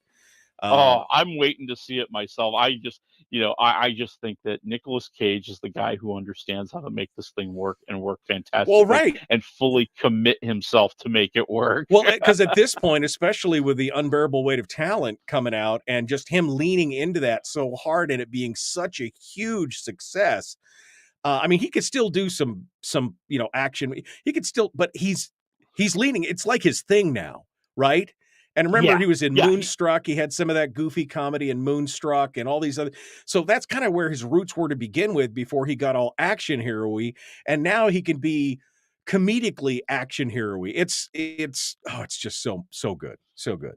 He has decided he will embrace the parody and be the parody for his own financial gain, and then he'll do something like the Pig movie, where he does a serious dramatic part and reminds you how good he really is. Or Mandy. Have you ever seen Mandy? Oh God, no! I've heard it's really great. Oh man, just unbelievable, dark. But so good, so good. You want to hit me real quick since we got a sec? You want to hit me with Kaleidoscope, which is one we missed. It's the new Netflix series. This is actually really, really, really cool. So it is a heist series, okay? And every episode plays in a different order. What did he say? That's right. The only episode everybody sees in the same order is the final episode. So when I go to Netflix, I might get and they're all named after colors, because the colors have a kind of a role in each one of the episodes. So there's one that's green, there's one that's blue, there's one that's yellow, and I might get green, then blue, then yellow. You might get yellow, then green, then blue. It depends on how they shuffle them up for you. The only thing that's consistent is the last episode, and the idea is that so everybody has a different feel for what's this series all about. Who are the heroes? Who are the villains? And it's either the most brilliant way to stop spoilers or the biggest way to start people to talk about your series ever. So it's a heist film or heist series. Pardon me. Giancarlo Esposito as the mastermind is really fantastic. Pulling together this group of people, and as the series goes on, we learn how each one of them has kind of ended up in this crew and have what relationship they have to Esposito's character. And we see his big showdown is with Rufus Sewell, another guy who's pretty darn good. Yeah. Who's a security agent who's actually trying to protect the target of their heist. And he's got a history with these guys too.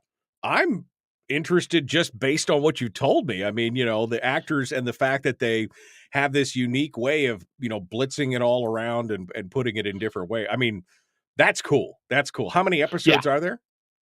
God, I want to say there's 7. I want to say there's 7. But I've really enjoyed it so far. I mean, I just think that it's very, very funny. It's a very well written heist. I mean, you put the pieces together as you see the different points in time. And I think that's the other thing that works is they're jumping through time, but there's one episode that's 7 years before the heist. There's another one that's a couple of months before the heist. There's one that actually takes place the day after the heist. And so you are still putting together all the pieces just like everybody else who's watching it, just you might get them in a different order.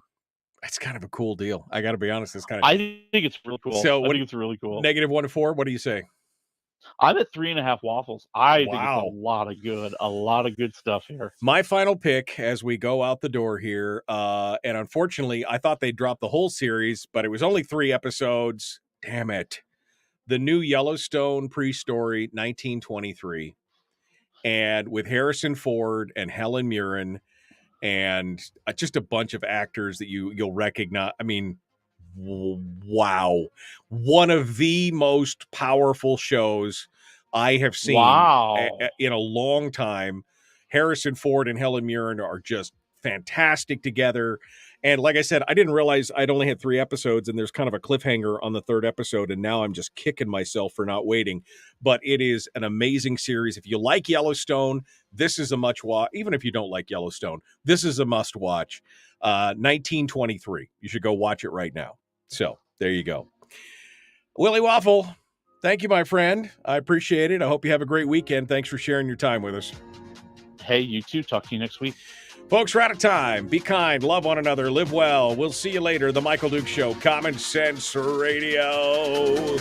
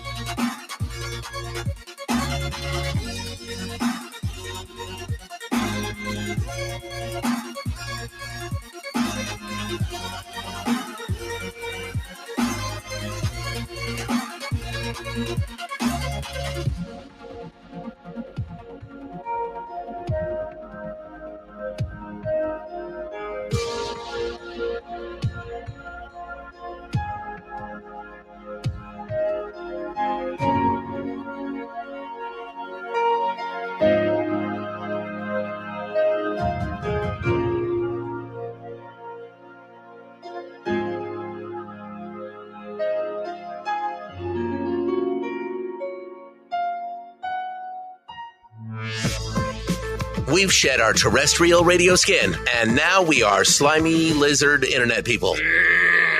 It's the Michael Duke Show.